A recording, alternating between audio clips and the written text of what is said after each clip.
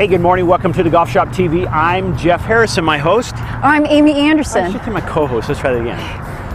Hey, good morning. Welcome to the Golf Shop TV. I'm Jeff Harrison, and my co-host. I'm Amy Anderson. Amy, we're standing in the middle of a park because we live in Southern California and everyone is overseeding. So this is about the last green piece of grass left in the Coachella Valley. So that's why we're not standing in front of the golf course. But hey, I love this view. Yes, awesome view, and it's fun that we're getting into overseeding, and all that means is pretty soon the regular folks are going to start coming back. Our snowbirds. Absolutely. Hey, last week was a pretty exciting week. It was the Ryder Cup, and you kind of felt it happening. But let's talk a little bit about that. Well, as painful first as of all, it wasn't painful. I mean, congratulations to the Europeans. There's so much talk out there. People saying, "Oh, the Americans choked. Oh, they gave up. Oh." Davis Love made poor decisions. Phil Mickelson should have played on Friday. What are your thoughts? Well, let me start backwards. Phil Mickelson, he asked to set out. He was, I think, it takes a lot of guts when you're in that kind of situation to say, hey, coach, take me out of the game because really I'm pooped. These guys have been playing a lot of golf because of the FedEx Cup and all that. There's some good and bad about that. I say, that Davis Love, for me to stand here or any of us to stand there and second guess his decisions, we don't know what goes on out there. We really don't. I say, he did a great job. If we'd asked the same question to 1,000 people on Friday afternoon, this guy walks on water. Yep. Even after Saturday morning, this guy walks on water. And all of a sudden, just because, hey, the U.S. got beat, all of a sudden now he's the dog of the day. I totally support what he's doing. See, and I think the operative word there is U.S. got beat. It's not like we choked. I mean, the Europeans were draining putts from like 40 feet. They were having chip-ins. I mean, look at Ian Poulter on the very first hole. We got beat. There's nothing wrong with that. Yeah, it goes back to that old adage. You just keep doing what you know how to do, and you can't stop from good things happening. Yeah. They didn't make any putts Friday or Saturday, right? No, not what. And you think about the people who were kind of picking on Tiger and Stricker. But what about Graham McDowell and Lee Westwood? There were definitely players on both teams that had, a poor tournament or a poor Ryder Cup. It's on both sides. I just think we got beat on Sunday. It was a heck of a beating. It was so much fun to watch. Yeah, it was that rare time, and I mean rare time. I'll sit there and watch live television and actually not get up during the commercials. I don't even know why, but I actually watched the whole thing because it couldn't have been scripted any better. Yeah. I don't know what the TV ratings were, but they must have been off the charts. Oh, they had to have been. I mean, I didn't get dressed on Sunday till 4 o'clock. Hey, I didn't need to know that. Well, I was dressed, okay? I had on running clothes. Okay, new subject. All right. New subject. So who do you think was who do you think did the best on the European squad? Wow, the best, Ian Poulter. Yeah, Ian by Poulter, far. yeah. By far. And the American team? Gosh. I think the funnest to watch, obviously, was Keegan Bradley for me, because, his look and the fire in his eye and his enthusiasm, if that didn't infect everyone out there, it's amazing. Now, on the opposite side of that coin, Amy, I could also give the same vote for a guy like Jason Duffner. There's a guy that he actually showed a little excitement. He did. He pumped up the crowd. Yeah. Dustin Johnson, I was just impressed with him. I wish they'd played him more. Yeah. I mean, it was what I don't know. Yeah. Like I said, I can't knock the American team except the fact that I wish they could have made some of their putts. They didn't. That's just all there is to it. And the Europeans did on Sunday. Yeah, and Justin Rose, I was pretty impressed with his play. Wow, solid. Very solid. It was just fun to watch. It was a great tournament. Luke Donald on Sunday. Oh gosh, yeah. I mean, he was like an absolute machine on Sunday. He absolutely did his job. Got out, got in, done, no fanfare. He was outmatched from a distance standpoint. That never stopped him. That was definitely, in my opinion, Amy, that was a David and Goliath kind of situation. Interesting. And then you get down to the very last hole, or the very last people to play, Molinari and Tiger Woods. Now, a lot of people said, why didn't Molinari just concede the tournament then? I guess they were told ahead of time they weren't allowed to. Hey, those are the rules. Those are the rules. Yeah. Anyways, it was a great tournament, though, but we have some rules and stuff to get to here today. Yeah, okay. So we're going to go back to, we had some questions from the audience during the week, and I picked 2 of them.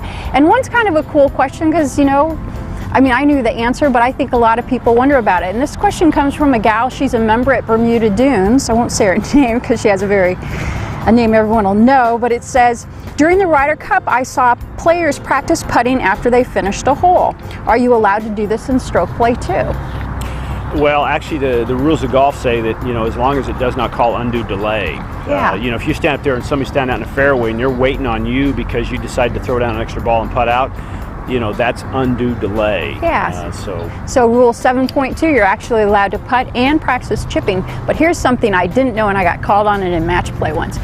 I was next to the green in a bunker, and I thought, well, it was the same thing, and I hit a second shot out of the bunker after I'd lost the hole, and I actually ended up losing the next hole too.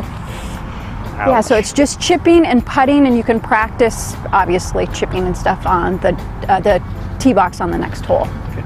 So, and then we had a question from a gentleman, Bob from Palm Desert, and he says, I regularly shoot in the 80s. My golf game is solid except for my play out of the sand. Every time I get into the sand, it's at least a 2-shot penalty. Any tips? You know, I think the best thing we can do there, Amy, is let's just share our how to get out of bunker, you know, our bunker video. So let's cut away now, and we're just going to insert that bunker video, and we'll catch you on the other side. All right, so the first thing we want to do, and Amy's going to demonstrate this, is we want to establish the fact that you want to make your normal golf swing in this. And when I say normal, we're talking about making sure you're turning, you're cocking your wrist, you're finishing on the other side, and then also making sure you have enough club head speed because of that turn to actually cast some sand out onto the green. If you're not having enough club head speed to cast sand out on the green, the ball's not going to come out. So that's the first thing you want to do, is make sure you have that same swing as if you were on the turf, and then also have enough club head speed that you're casting sand onto the green. The next thing Amy's going to show you is, now that we have that, we want to create some consistent divots so that we can have some consistency in where we hit the ball and how far we hit the ball. If you notice what she's doing, she's laying the rake down, she's establishing a line, getting a straight line on the ground. You can use a golf club or whatever, but just to give you a line. And then what she's going to do, she's going to straddle that, so that line now represents the middle of her swing. And then she's going to make swings, and the goal is to start making those divots on the left side of that line. So she's going to take the line out, and then everything towards the target. So your right hand or left hand, it makes no difference. Let it be the target side. And what she's doing is she's establishing contact to become consistent. Now you're still making that swing. You're turning, cocking your wrist, turning through, and casting sand onto the green.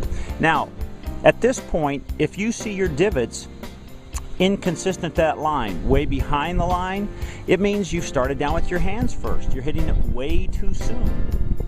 And you see where Amy's weight is? It's actually on her back foot. All right, so the first thing you want to do is get back to making that swing where you're turning towards the target, which causes your weight to shift.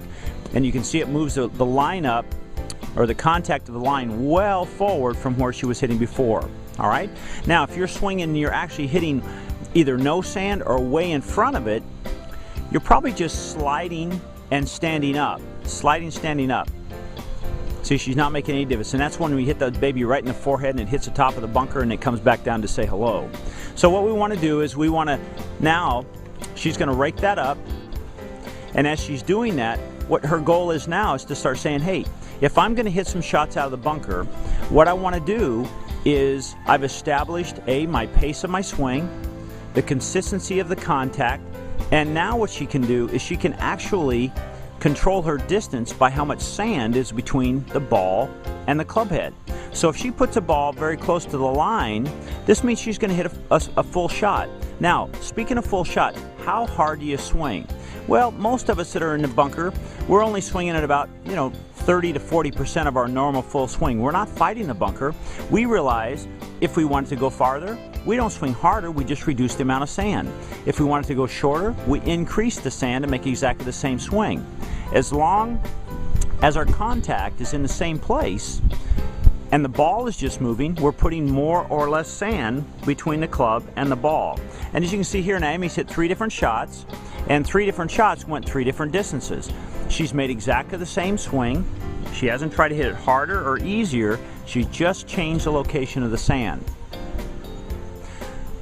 So let's just back up and let's kind of summarize where we're at. She started out by saying, get in the bunker, let's make some normal swings, make good contact with the sand, and have enough club head speed that she can cast sand onto the green. If it's not coming out of the bunker, the ball's not coming out of the bunker.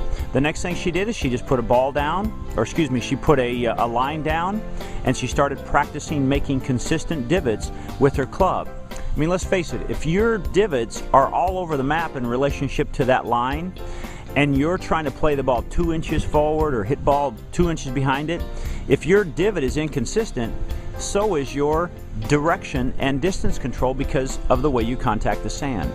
So with this, you're going to increase your consistency, you're going to increase your distance control, and also start reducing the time you're in the sand.